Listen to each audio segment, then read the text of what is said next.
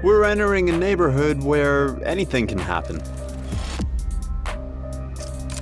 What we're trying to do now is get to a beautiful part of Quito.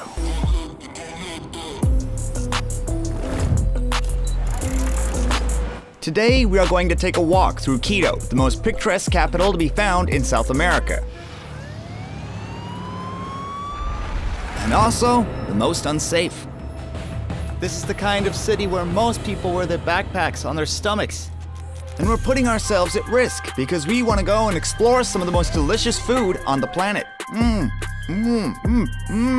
We're going to be tasting sweet burgers and also bitter mice. We're also going to be trying rich soups and the most exotic fruits you can find on the planet. And so everyone, prepare your stomachs and your nerves. Today we are exploring the world of Ecuadorian food, the likes of which I have no doubt you have never tried in your life. Let's go!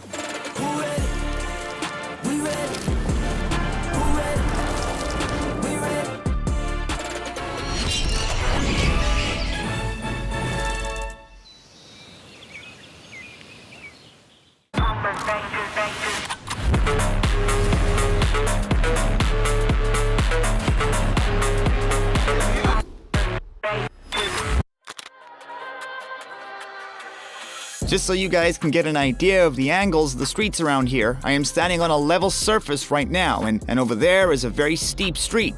This isn't an unnecessarily high wall, it really isn't. Behind there is a street going at this angle, and to prove it, if you look at that white car over there, you will see it driving away. It has to go up the street at an angle or practically 30 degrees, and because of this, trying to get around Quito is always quite a challenge. Add to the fact that the city is over 2,000 meters above sea level, which means that there is less oxygen in the air around here. Just walk for a little bit and you're out of breath. But I also will not deny that I need to get fitter. The city of Quito, otherwise known as San Francisco de Quito, which is the official name of Ecuador's capital city and which came about half a century ago. It exists on the slopes of an extinct volcano and which sits at the height of approximately 2,800 meters above sea level. It is one of the highest capital cities in the whole world. Only the capital of Bolivia, La Paz, is higher. Also in the Andes, it sits at 3,600 meters.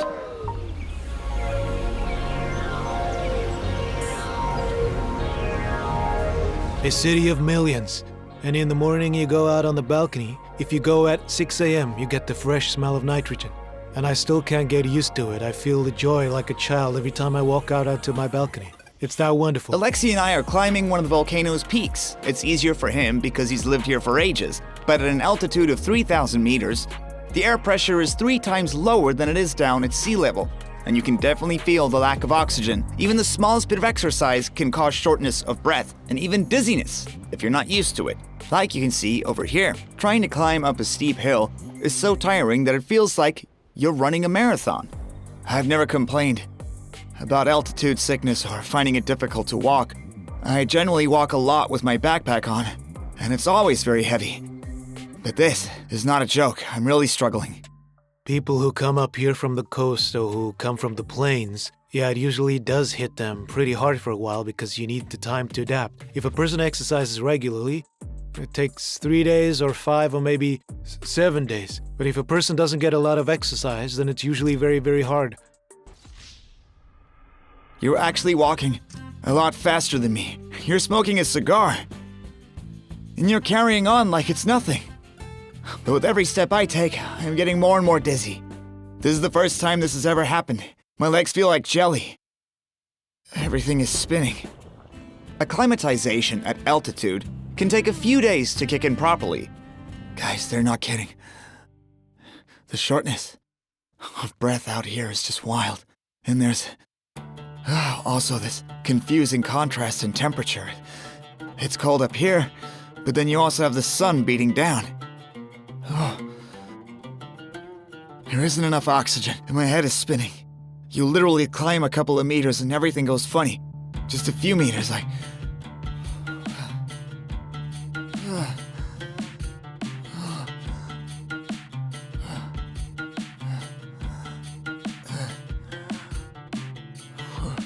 really can't catch my breath. I can't keep going. In the meanwhile, locals don't even notice the lack of oxygen. On the contrary, they climb even higher than this into the mountains to have picnics, or if not that, to come and swing above the city. I'm sure you're wondering why I'm swinging with my back to the city. Basically, it's less scary. It's a great place to photograph naked women, but there aren't a lot who would agree to it. But if they do, getting a picture of a freezing naked woman would be really cool. But that isn't the reason why Alexi and I came on this trip. Rather, we have come to the Ecuadorian capital for its main delicacy. Guys, today we are going to try the almost quintessential Ecuadorian dish, cuy. People here love it so much, there's a whole street dedicated to it. And all of these places do it pretty well. And there's one legendary place, and that is this place right here, La Marianita. This place does the best cuy. Let's go get some. So here it says you can get a quarter cuy, and you can also get a half cuy. Or you can get a whole one if you want. And of course, it's $25. In the north of South America, the animal that we all know as the guinea pig has another name, which apparently comes from the Quechua language, cuy. The first Europeans to settle in the area, the Spanish, gave this animal the name Conillo de Indias, which translates to Indian piglets. And this might be because the Indians raised these rodents the same way that pigs are raised, or possibly because of the sound that these animals make, which is similar to a piglet's squeal. I have the marinade here in this bowl. Yeah. And this is our own, recipe we created. And what's in it? We have garlic and various herbs and some onion for the sweetness, and cilantro. And also, there's some green pepper. There is, a little cumin, some other things, but I can't tell you that. Oh. It's a secret. Okay. Yeah, that is our secret. And now we take the marinade, and we have the cuy over here, and then we pour the marinade in like this. You want to get it all mixed up together nicely. Then you rub it all over the cuy like this. A bit more for this side. Oh, that's good. Then, yeah. To do it properly, the cuy should marinate for at least an hour, and after that, it gets impaled on a huge skewer. Pull it hard. See? Oh. It must be stated that rodents are eaten all over the world. In Vietnam and Cambodia, locals simply roast rats on a stick. Rodent meat is also added to sausages and burger patties in Europe and the US. In Moscow, there was a restaurant that served a burger made of rat, but then it got closed down. Rat was originally the main ingredient in Spanish paella. It took a while before that was replaced by rabbit, and then finally, seafood. Animals that are seen as pests often end their days in a restaurant's kitchen. Germany has a big problem with raccoons that are proliferating all over the place. They have developed a taste for cat food and aren't afraid of fighting against humans. No fear. These raccoons have started becoming a big ingredient in local wurst. Raccoon sausage is a thing, and so cooking a guinea pig and putting a stick through it is quite in line with the global trend. And for us, cuy is something that tastes delicious and something that brings us together all the time. And on top of that, the animal is very healthy because it has lots of vitamins. It's very good for a person's health. It has a lot of good things. So it's not just a delicacy, but also a medicine. So to summarize all of that, this is also going to be therapeutical. We're going to get some treatment. The guinea pig is given a special kind of reverence here. The natives of the Andes have worshipped the guinea pig for many centuries, and from Peru to Colombia, they still hold festivals in its honor every year. The rodents are dressed up in beautiful outfits, where they then put on fashion shows. And once that is all over, they're eaten. To cook cuy properly, you need to give it at least 20 minutes. This will give it time to develop an appetizing crust. Feel this crust. It's so hard. Yeah. The smile is quite scary, but that won't put me off.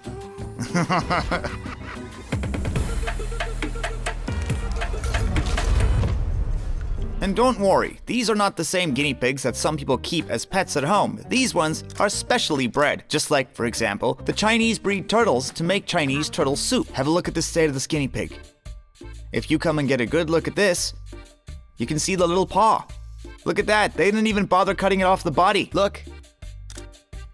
We can make it give our audience a little wave. A little wave to say hello. There's also Hello. another paw over there. Wave with that. Once I've had my fun, we're gonna take a look at the head. You can see the teeth here because we have the upper jaw, but the lower jaw is gone. The kui is disabled. Oh no, hang on, I found it. They left the wouldn't lower shoot jaw on you the out of plate, that. so everything is in order. And as you can see, this also has its teeth. And they're quite sharp. But let's start with some flesh. The meat is similar to chicken breast. With more flavor, it actually tastes quite a bit like very flavorful sausage. Yep, it does taste like sausage. Very rich. I want to try a bigger piece so I can get a better idea of the flavor. Yep, this piece looks good. If I'm being completely honest, I was scared of taking a big piece at first, but I realized that there's actually nothing dangerous about this meat. It's safe. The only problem with this is that there are a lot of small bones. You spend a lot of time picking the bones out, but you're right. It is very rich. People are always surprised by how much flavor there is. I'm sure. But also, it's a very dense meat. It is one of the most dense meats I've ever eaten. It is so dense, it doesn't even want to tear. I don't actually know what to compare it to. This is very new to me. I've never had meat with this density. But now, let's try the skin. I'm very excited for this, because after finding out how it is cooked, I'm sure the skin will be very tasty. After all, they also eat pork rind here in Ecuador. Look at how it's coming off. Wow. It came off in one piece. Is this normally how people eat it here? In one piece like this? No. Chicharrones. Chicharrones. People here normally cut them into pieces and sell them as fast food. It's soaked in the sauce. So it's very rich and salty. There are a lot of flavors going on, and it's dense. So dense. You have to work hard to get it all chewed up properly. The head is so different to everything else. Guys, I can't believe what I'm about to do. It's looking at me with this weird rodent squint. I can't bring myself to bite it off. Oh no. But I will say, this is all very tasty. The meat is unusual. It's very dense. The skin is unreal. It's weirdly tasty. I mean, it's nothing like I've ever had. In fact, it's so good that I think I'm going to have a bit more. But look, it's definitely weird with this little waving paw, but it's all still really good. I want to try it with the sauce.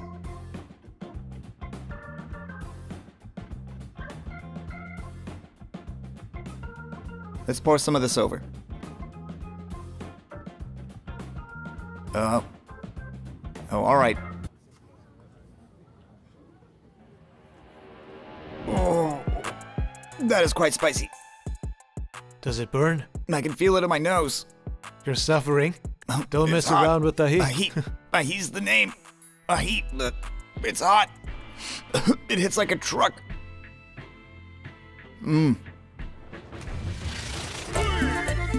Guinea pigs are an important part of the Ecuadorian diet, but in a festive way. Even so, the meat is not cheap, and if you want to get a good cut, you will have to pay even more than for beef, especially since so much is being sent to America. Americans are eating more and more of this, which is pushing up the prices.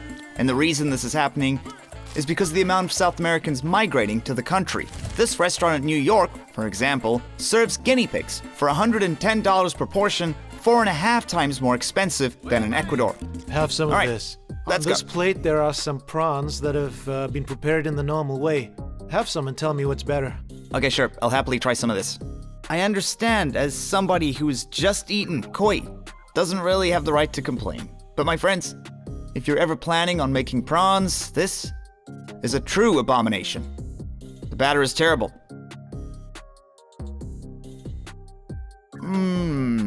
But inside it's... Oh, that's good. It's juicy. It's tasty. You can really tell just how fresh it was. That's amazing.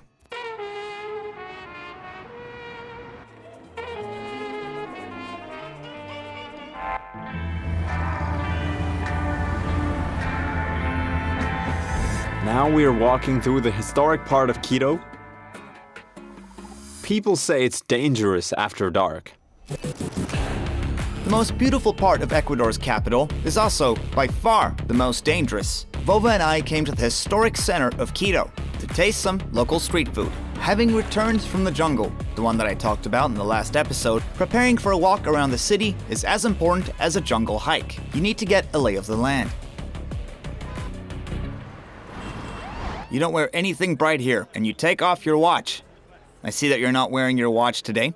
Did you take it off specifically for this walk, or did you just not wear it? Well, it's also a basic rule that you don't flash your phone around. You don't flash your phone around and you do not flash your money around.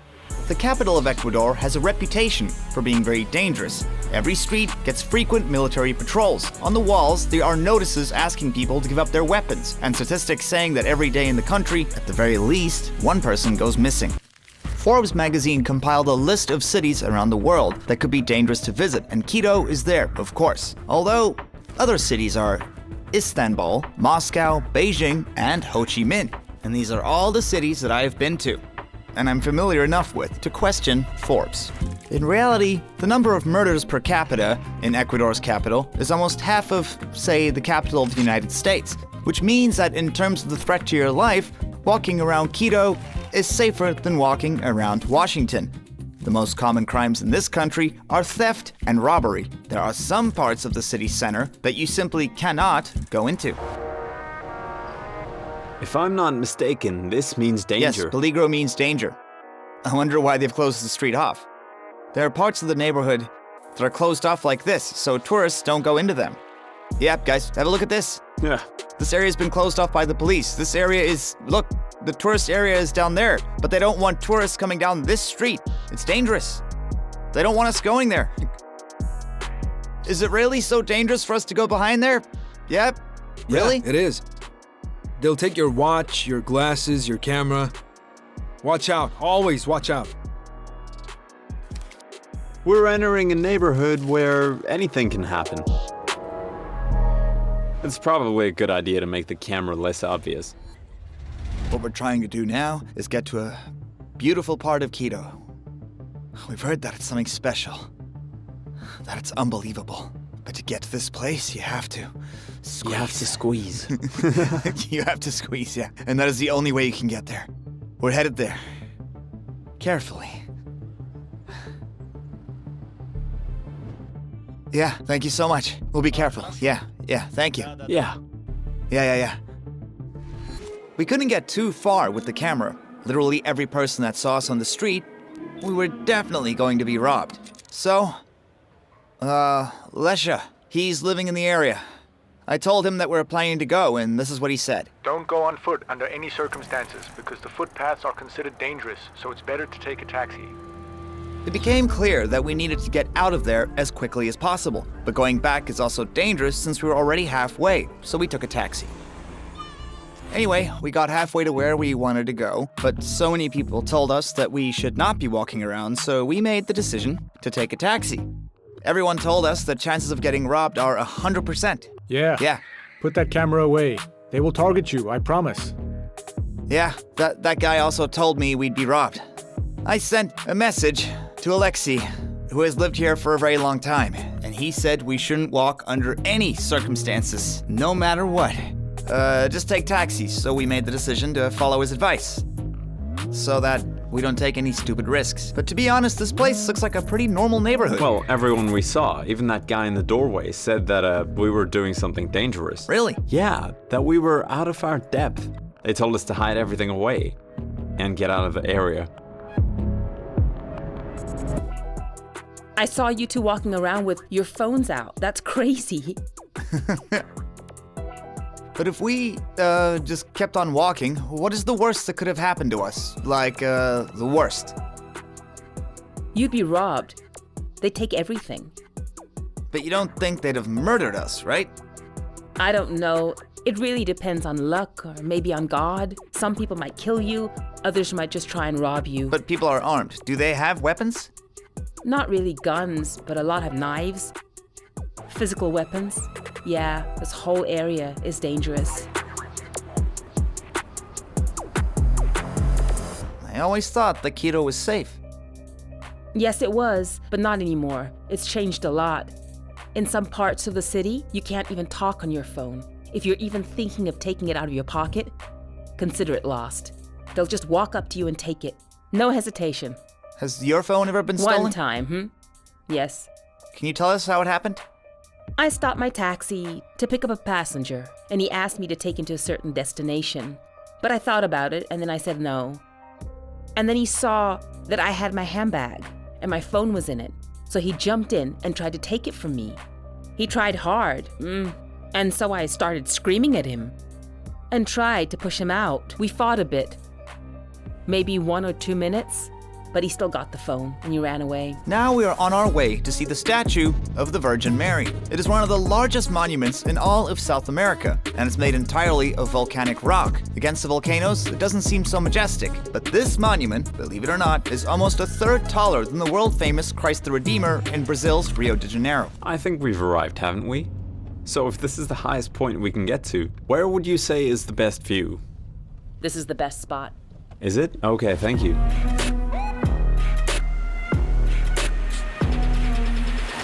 Wow, have a look at those hills over there. That's one big favela. There's only crime there. Yeah. They might not even have electricity. So if you look here, in this direction, you'll see the modern city with new high-rises and beautiful houses. And if you look this way, just over there, you have an entire hillside covered in favelas. The city of Quito, stretched out in a line from north to south, building cities in straight lines has become the new trend, and Saudi Arabia is building a whole new metropolis, which they're going to call The Line, and which will stretch for 140 kilometers. But Quito had to become like this naturally, because it's enclosed by mountains to the west, as well as to the east. And here, the further south you go, the poorer the neighborhoods become. There's even a belief in the city that the Virgin Mary only ever looks at the rich, and all those people who live behind her back are doomed to live in poverty. Basically, the city is divided into 3 parts. The northern part starts there, and it stretches to roughly around here. And then there is the historical central district, and then you have the south. The south is thought of as being made up of more working class areas, so housing is cheaper. They say it is not as dangerous as it is less prestigious, which means you can run into danger in any part of the city, but it is more dangerous to live there. But the most dangerous part of the city is the historic center. In the north, somewhere in that direction, there is a neighborhood over there. There is a big hospital there, a hospital for cancer patients. It's the only truly safe area, and that is where I lived for a while. There were a lot of police, and it is so safe that you can just close your door without locking it when you go out. It's unbelievably safe. But literally 2 blocks away, there is another neighborhood, and I kid you not, it's just 2 blocks, and you already need to start being careful. And at the hospital, when you walk past the security guard in the morning and you talk to him, he says you really shouldn't be going there. And there in the evenings, you often hear gunshots and other interesting sounds.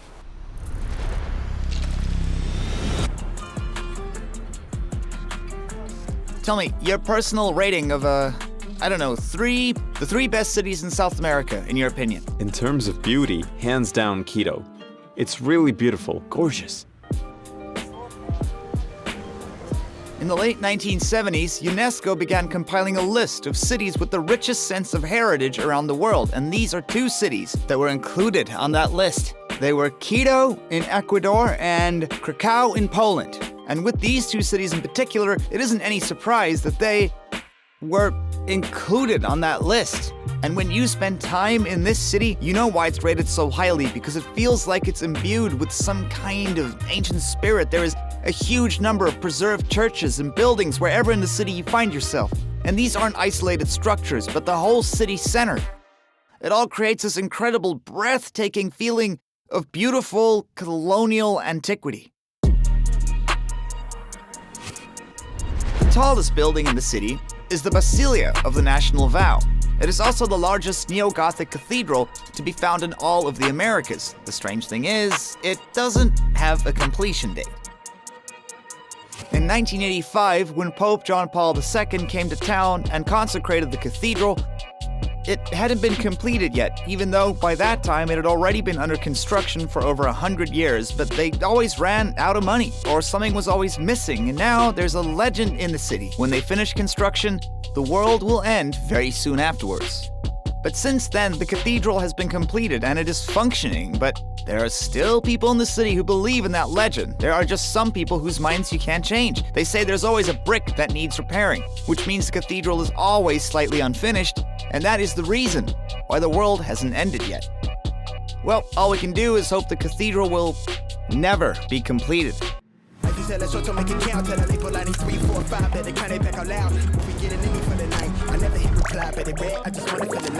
Where we are now is Quito Central Square, and I can tell you with absolute certainty that it is really one of the most beautiful, cozy places I've encountered in Latin America. For example, look at the clean, beautiful rose trees they have all over the place, or these little fountains that are always gently bubbling with water, creating such a peaceful atmosphere. A truly calm ambience. Just take a look at how green the square is. It is literally drowning in plants. The old town has picturesque multicolored buildings. Guys, have a look at the beautiful houses that they have in the historic center. The balconies they have on this house are incredibly beautiful. Look at that. And down the street, houses all have the same beauty. All of this is interspersed with banal sheds and garages. It is an incredible mix. Everywhere you look, you are hit with a typically brilliant Latin American combination of styles. Over here you have a Gothic cathedral. And if you look this way, you see an old classical building. And if you look here, you see a nondescript shop, which is a general store mixed with a cafe. And if you go up that way, you will find the most diverse assortment of buildings. This Gothic, the classic, it's all a big mix of architectural styles, all in one small area. It is a very Latin American phenomenon, but here in Quito, it manifests itself a lot more strongly than in other Latin American cities.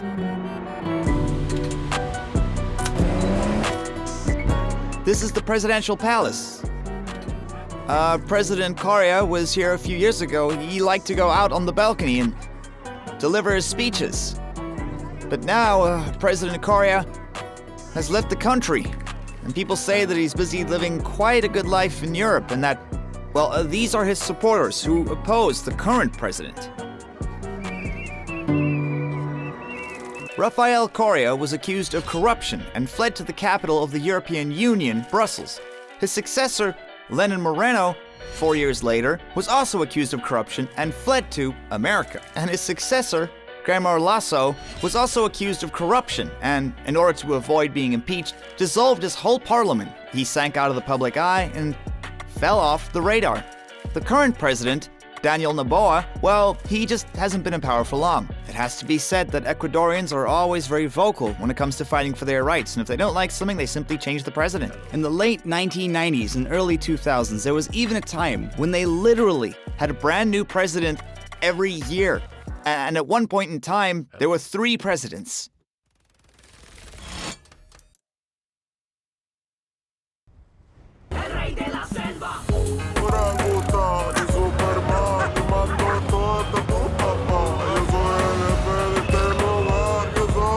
For a hot day? It's a strange sight for me to see young people walking around with their backpacks on their stomachs, but I completely understand why they do it. Since the city is almost exactly on the equator, the street food here is some of the most peculiar in the world.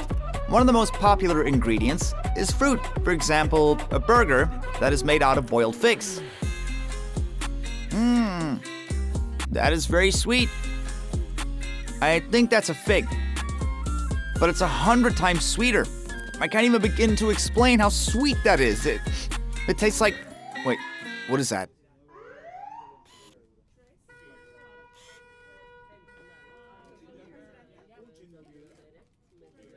A thief? That's normal. Is that what it is? Maybe a thief. Oh, Nothing is that just a special. normal That happens event? all the Nothing time. strange Nothing about special. No. Where were we? The figs they sell here become super sweet because they're boiled for a long time with honey. And then the figs get rolled in panela for about 3 hours until they become black like this one. This one's ready, like this one. This one isn't ready yet, but these ones here are. When we got them, they were green. The bun is taken out and cut into two. We also put cheese inside to go with the fig. Then we drizzle some of the water there. The final product is somewhere between a sandwich and a dessert. So this is sort of like a sweet hamburger, I think, I'd say. It has cheese and bread, but instead of a patty, there's fruit. To be honest, I've never eaten something like this. It didn't even occur to me that you could make a burger with fruit. It's juicy. Look at it running down my hand. Let's have a bite.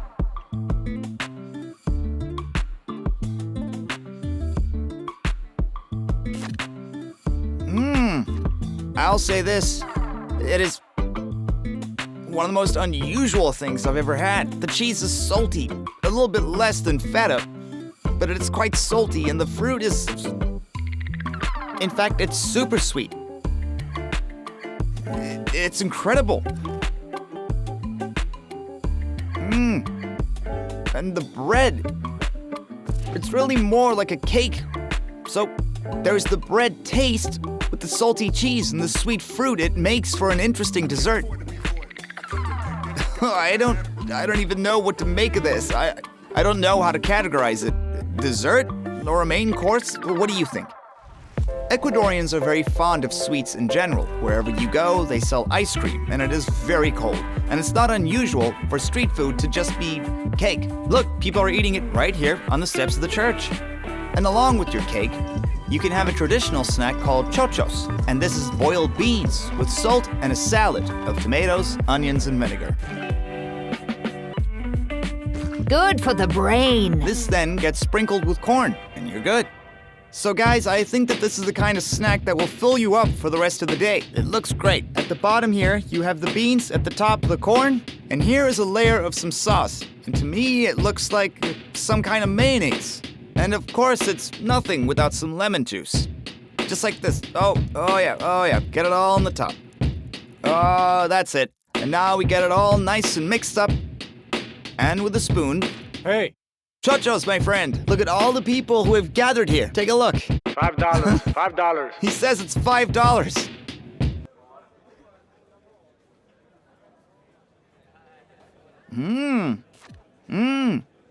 My friends, this is like popcorn mixed with tomatoes and lemon. I don't know.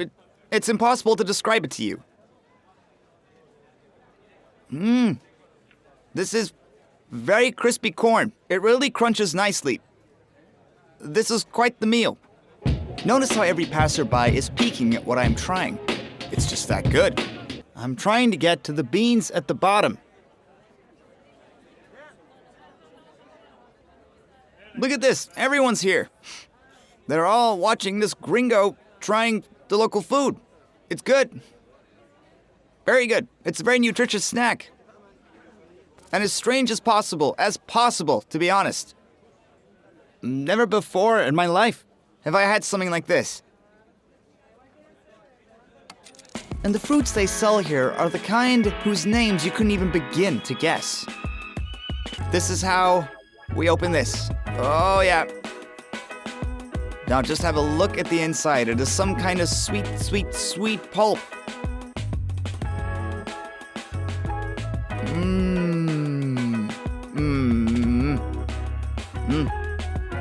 My friends, this is sweetness at its maximum. On a scale of sweetness, this is as high as you can go. This is cherimoya, otherwise known as a custard apple. Mark Twain said that it is the most delicious food on the planet. It's very creamy and sweet, but only grows in the Andes in Ecuador and Peru. Alexi takes me to show me the most unusual local fruits we can find.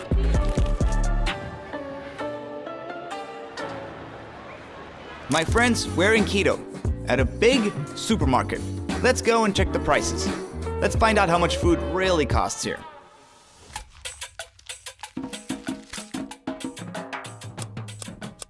All right, my friends, mango, sells for $1.77. That is per kilogram. There's an incredible selection of fruit here, and I don't know the names of a lot of them. I don't, what could this thing be called? Who is going to tell me what it's called, huh? What does it say here? Babaco. And it costs $1. So should I take the babaco or shouldn't I take the babaco? What would you do? Oh my god, guys, take a look at this. These are delicious. Granel for $4 a kilogram. The trick is to choose the ones that are more yellow. Ah, this is a good one.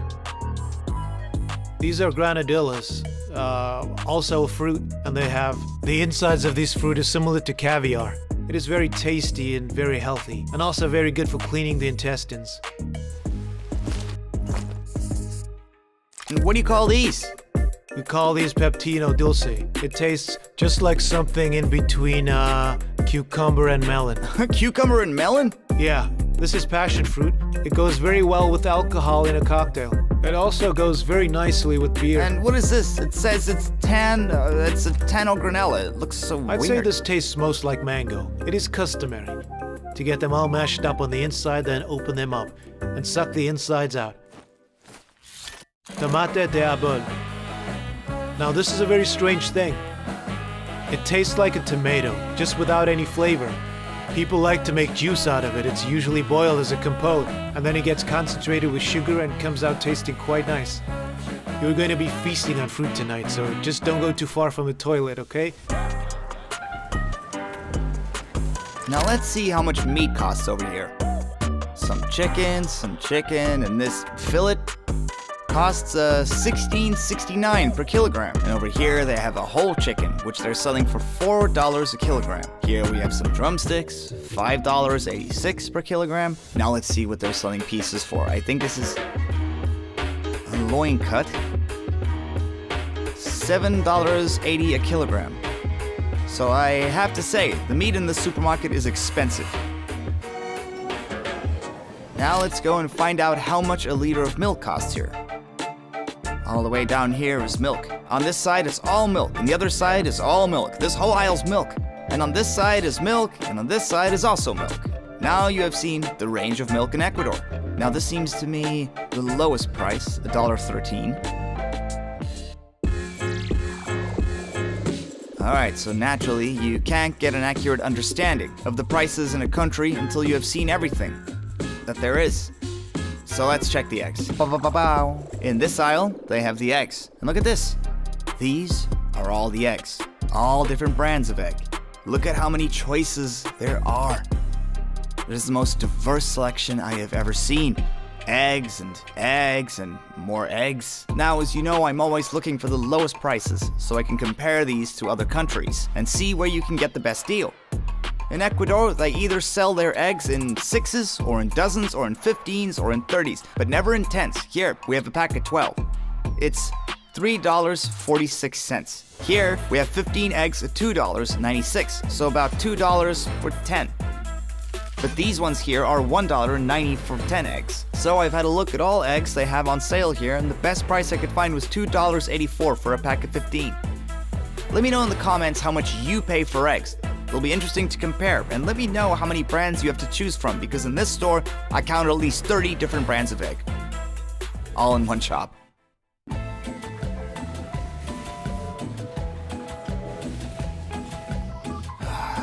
Guys, I've always loved the smell. Fresher than freshly ground coffee. That has always been the aroma of a perfect morning to me. You know what? This is something amazing I've noticed. Almost everywhere I go, there's coffee. Oh, that's actually quite a rare thing around here. Is it rare? Ecuador knows how to grow coffee and how to sell it, but they have no idea how to make it. If you had to go to a cafe now and order a normal espresso or cappuccino, then in most cases you're gonna get instant coffee.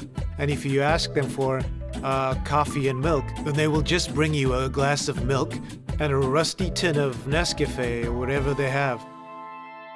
That sucks. They only That's know actually how to very grow it upsetting. here. I Yeah. thought I was coming to Ecuador, the land of amazing If you coffee. brew it at home yourself, then it's fantastic. But they just don't know how to make it themselves. And now it is time to try all of this. I just pray that my stomach doesn't fail me.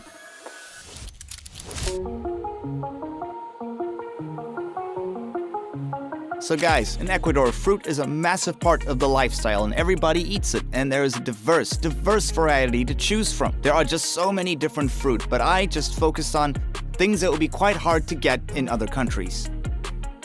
But first of all, I think we'll start with this. The official name given to this fruit is pitaya, and it is a fruit that you can also find in Asia, where it is called dragon fruit. But on this continent, you can find a seemingly endless variety of pitaya. I don't know if you knew this, but the fruit is native to this continent. It originated in Latin America before it was taken over all the way to Asia. Okay, let's give it a try. Let's open this. Look at how much juice there is. Guys, the juice basically exploded out of it. It has no aroma. It tastes much sweeter than its counterpart, the dragon fruit. It's so much sweeter.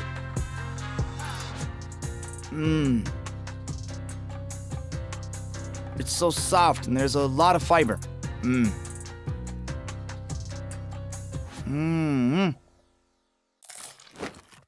Let's compare it to the red one, which I'm a lot more familiar with. I'm just not gonna think about it. I'll just cut. Look at how it's flowing. It's dripping out so smoothly. Just look at that. Now, my friends, usually dragon fruit tend to be a little bit dry and a little flavorless and a bit strange. But let's try this one. So, whoa, look at that. It's filled with moisture. It tastes like they normally do, the normal dragon fruit. It really doesn't taste like anything. Beautiful, but tastes like nothing. Totally tasteless. So, the next one is the passion fruit. Guys, the fruits in this country are all so juicy. As soon as you cut them open, it all comes flowing out. I mean, look at that, look how much is coming out.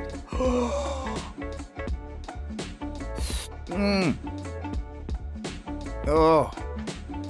And even though so much of it has already come out, there is still at least a glass worth in here. You can just drink it if you want to. Let's see how this goes.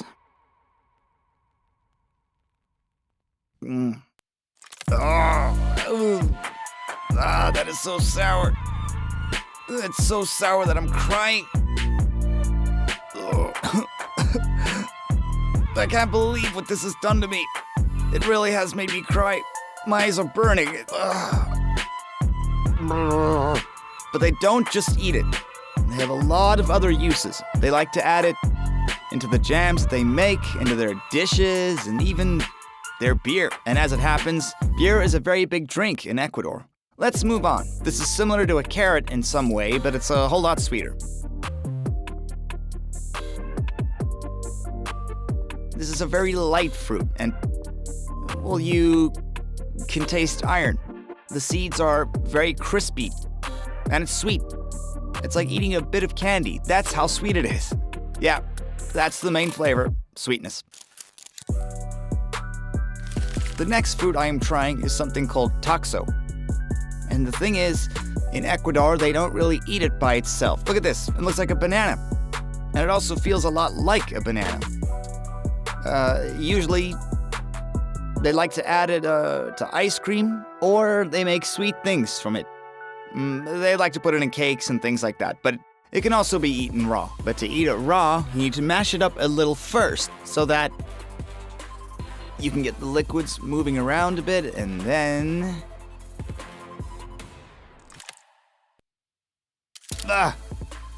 there are a lot of seeds in here, and you can really feel them with your teeth when you bite.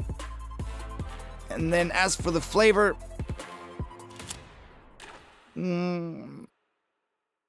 there's a sour, almost herbal taste. This is very strange. It's like a sour melon that's filled with seeds. Now, you won't believe this, guys. You won't believe it at all, but this is a cucumber. This is a sweet Ecuadorian cucumber. And usually Ecuadorians add it to sweet salads or just to have it plain. It's strange looking. It looks a bit like, well, I don't know, a zucchini or maybe an eggplant. or maybe even an apple, but it tastes just like cucumber. Alright guys, out of all this, the one that I like the most would be this yellow one. I mean, just look at it. It is still oozing and oh my, it has such a sweet flavor.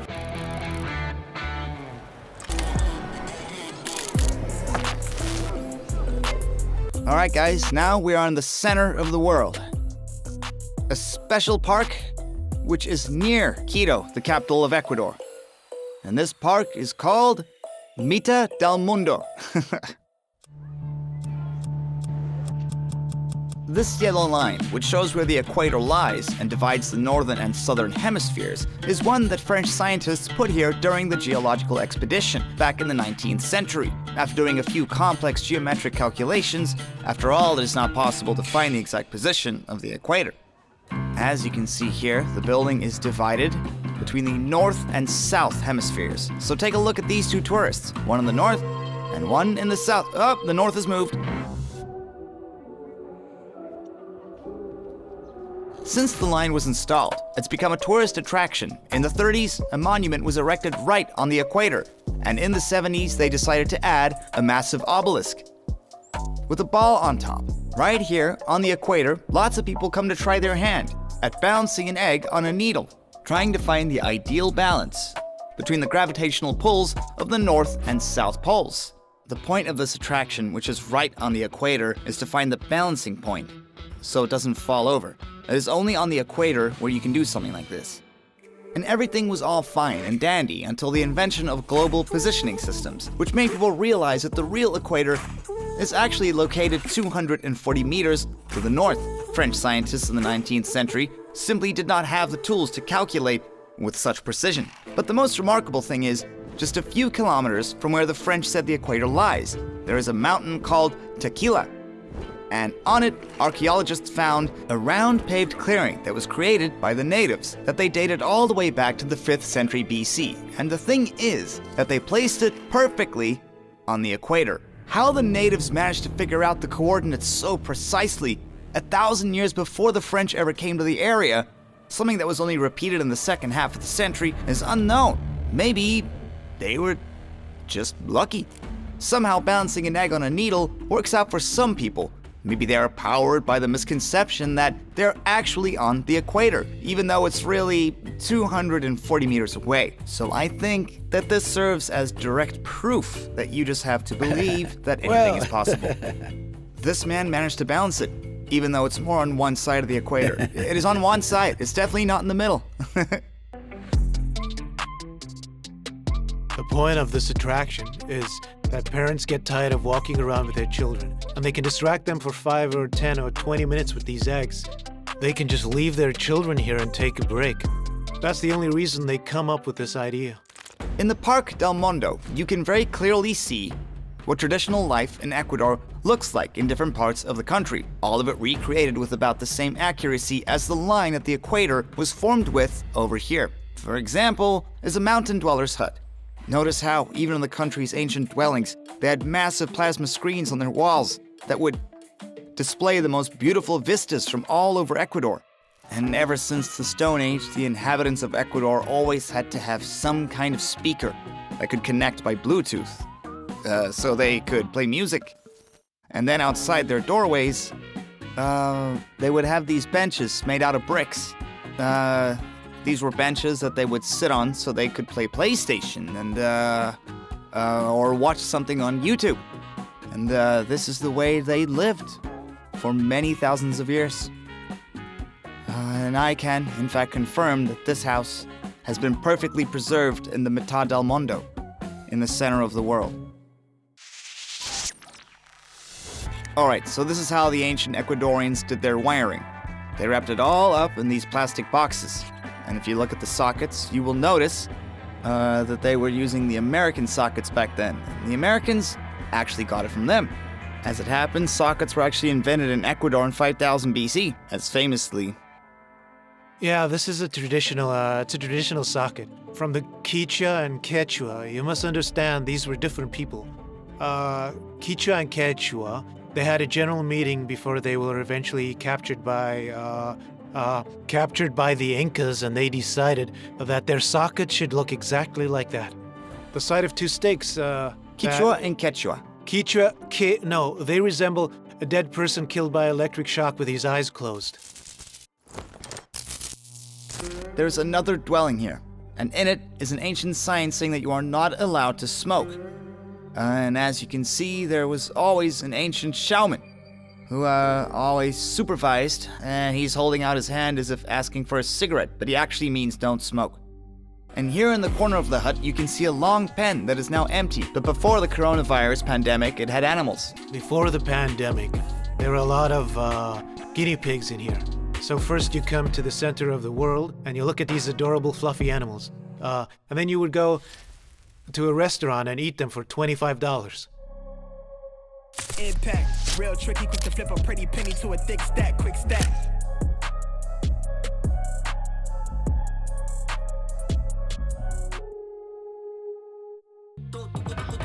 It was brilliant that they built their huts with concrete floors.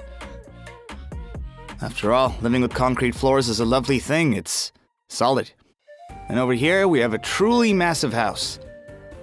It was clearly built for a prince to live in. No, this is actually what a typical coastal house would have looked like. And as you can see, it is defined by high ceilings. Now, I don't know why they didn't make normal ceilings, but the only houses where you'll find normal ceilings being built wouldn't be in the mountains, but usually along the coastline. Below, it looks like they built cages. What for? They would have built the pen to keep their animals in. Yeah, that would make sense. And if there was ever a flood, all the water would stay down there. Most of the house is built out of bamboo, and the roof is made out of palm trees, and it is very aesthetic. But there's a problem. As everybody knows, the Ecuadorians have been playing the guitar for time immemorial, but only on the coast. And it's from Ecuador that the instrument would eventually spread all over the world, but the thing is that there's no designation for a local guitar. Everyone you see has a sticker that says cool vibes, and it's always in English. Well, as we all know, English was also invented in Ecuador. A bit earlier.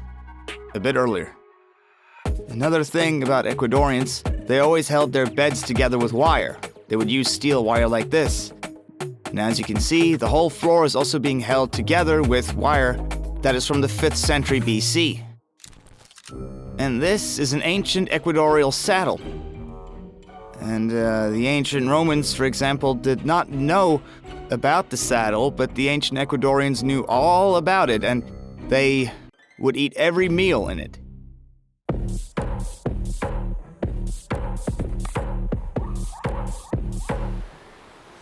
Well, that's how simple life was for the ancient Ecuadorians. The most valuable thing I got out of this is that everything was very scrupulously and precisely kept as it was. It really makes you feel like you were there, like you are living with them, that you can really feel the traditional ways that they used to live. No, that's not true at all. You don't feel any of that. All of these exhibits are just about the same as the line indicating the center of the world. You understand? Find something that looks like it, Yeah. but you're not sure if it's the real thing. So then it isn't really real. Well, it's like the center of the world, but it's only the center of the world for tourists. No, it's the center close enough. You are on the equator. You might be a few meters off. It's not the same as a scientifically proven equator, but it's close The main enough. thing is that we have done it. We did it. It's already a massive waste of money. It's difficult and stupid. But the important thing is that we're here. We're here and we're looking at it, and it's a beautiful building.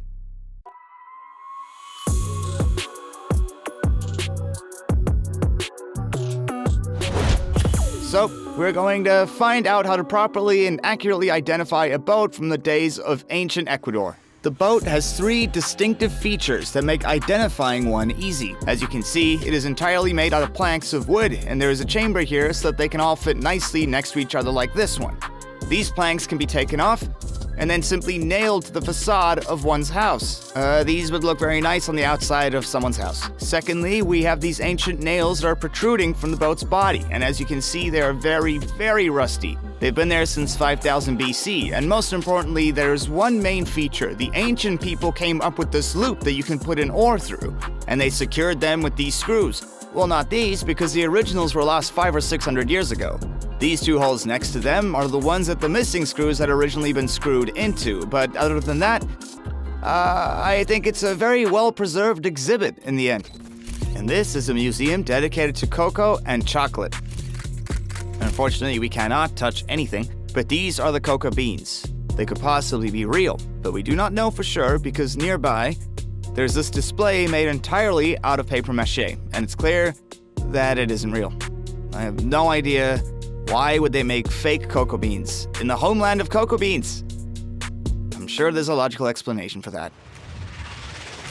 Here we can see them side by side. They show all the types and all the varieties that are native to Ecuador. It explains how they are all different and what they taste and smell like. But they're also plastic. As you can see, they've been hung up by rope, threaded through a steel hook.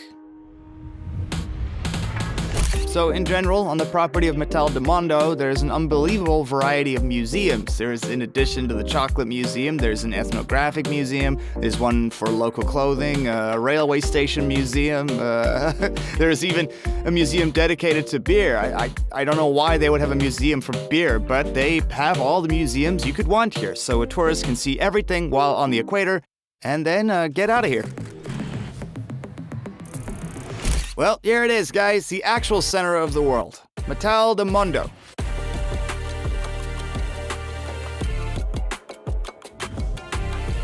And here is the most important question for subscribers of Stas. What is the smoothest thing in the world? Is it Stas's head, or is it the ball at the center of the world?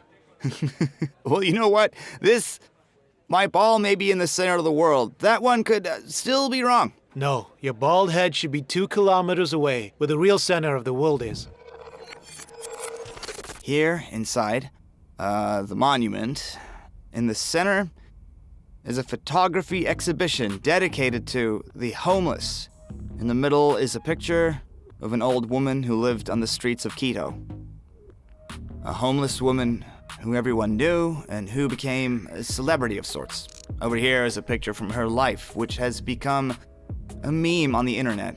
And here is a comic where she has been made to look like Grandma Superman. All of their pictures are on sale, like this one, for example, which is going for $250. Here's a picture of 2 homeless people with 2 dogs. $75. Interesting. So that's 2 dogs, 2 homeless people, 2 homeless 3 people dogs, there. 3 homeless people.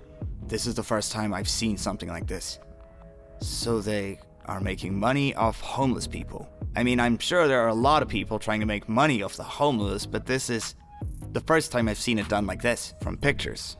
I just hope that the money that they make from this is actually going to the homeless people in a helpful way. I don't know what to think of this, I don't.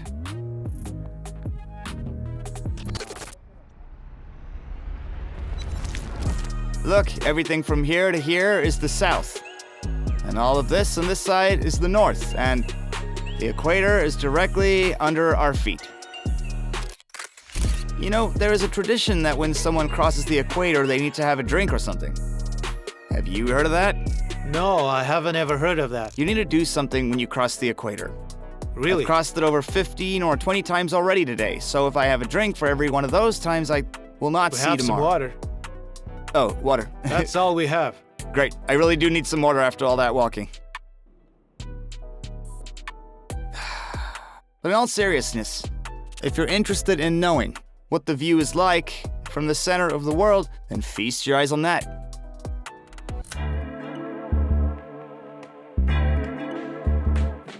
So, on the right is my house, and where that little child is running around there is my neighbor's house. And the funny thing is, you can see 2 chimneys. I have a fireplace on this side, and on the other side I have exactly the same fireplace, and I have no idea why. Doesn't make sense. The fireplace is needed in Quito because even though we are on the equator, it can get very cold at nights. Rent in a gated community like this, and it works out to approximately $370 a month. This is the room that is supposed to be the dining room, and the kitchen. And this is it's supposed to be some kind of utility room. Here we have the plumbing for a washing machine, so we can put a washing machine in here and also install a dryer. Obviously, we have gas, but where we are now is the inner patio. I guess you could also call it the courtyard. Listen, this house is really cool. It's a big house, and it has a yard. Here they are. We have one gas bottle dealing with heating up water, and the other one's for the stove. Ecuadorians love living in comfort, so every house comes with more than one toilet. Our house has 3 of them. This is the guest toilet. This, right in here, is the home office I work in. This is how I keep warm. It's not the best. I get the feeling when it's minus 15, that isn't enough. No, that's definitely not enough. We lived in a house without a fireplace, and it was always 5 degrees colder there, at all times. So I would always wear socks, pajamas, 2 blankets. This is the second bedroom, and Veronica's office. And if you come this way... Oh, there's even a jacuzzi! Yeah. The only downside to this jacuzzi is the view. It looks out onto the street. But the nice thing is, you can have McDonald's delivered straight to our jacuzzi. We need to create some kind of fishing rod mechanism so that when the delivery comes, we can just push it out there and the guy can put the food on and we can reel it back in. That really is quite the dream. A dream where you can just sit in the hot water eating McDonald's and have your stomach grow to the size of the jacuzzi. All in 2 years. No, not 2 years. 2 weeks. Behind the huge fences in Ecuador, even the middle class live in comfort, not just the elite. And on top of the walls, everyone has electric fences. Okay, so tell me, is it really necessary to have all these meters and meters and meters of electric fencing? Well, to be honest, it's more of a tradition. If people want to break in, they'll do it anyway. It creates an illusion of security, and at least it protects us from all the fools out there. Do cars get stolen a lot? Well, I drive mostly from parking lot to parking lot. I'm scared of leaving my car on the street. There's a friend of ours, had their car stolen, and not so long ago a bike was stolen from other friends as well. So there's really no point in taking any unnecessary risks. I recently heard that in a shopping center, one in a good area, cars are being stolen from the lot, or they are breaking into the cars to steal parts. Oh, yeah. Well, I guess the wheels are in the open. And the mirrors. And the mirrors. Yeah.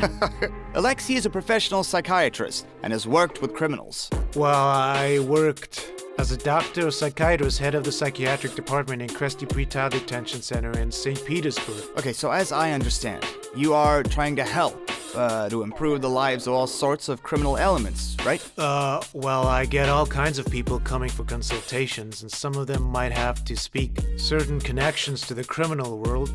And over time, a certain reputation has emerged. There are people who have found out what my field of expertise is and what I have experience with. And as usual happens, word gets around. And the thing is, you can leave prison, but prison will never leave you. Alexi is currently consulting with private clinics in Quito, and having a doctor from Europe in Ecuador is considered prestigious.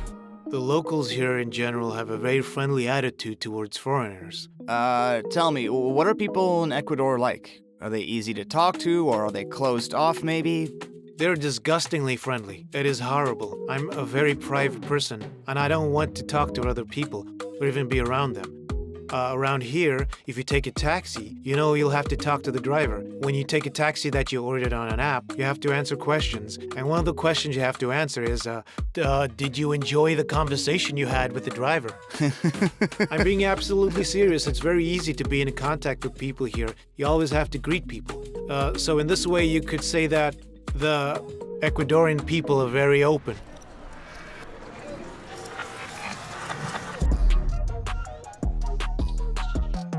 And they're also very hospitable. If you're ever hungry in Ecuador, even for a second, you will always be treated to an incredible feast for every single taste bud. You'll find an interesting soup here, which is a seafood soup, but which they add chips and popcorn to, and which is happily eaten for breakfast, lunch, and dinner, and will never ever get tired of. Ecuador is a very beautiful country where people are so welcoming that you might think it is possible to suffocate in their arms. Although I'll put that down to the lack of oxygen. There is beauty on every single corner. And as for the fruit, every bite is like something straight out of heaven. But let me know what you think of the cuisine. I'd like to hear from you, and I always reply personally. But it's already time to move on.